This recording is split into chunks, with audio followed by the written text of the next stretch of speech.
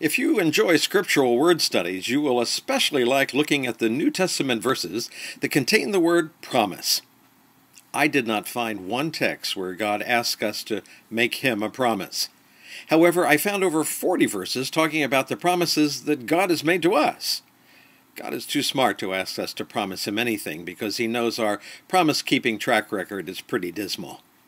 He also knows how discouraged we become when time after time we break the promises we make to him. So many times I have seen people just give up on Jesus and salvation because they come to realize they cannot keep the promises they make.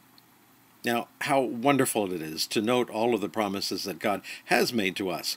And he, of course, knows that he can keep his promises, so he doesn't hesitate to make a host of them to us, and he never asks for one in return. Instead, all he asks is for us to trust him. Note all of the trust verses that you'll find in the Psalms.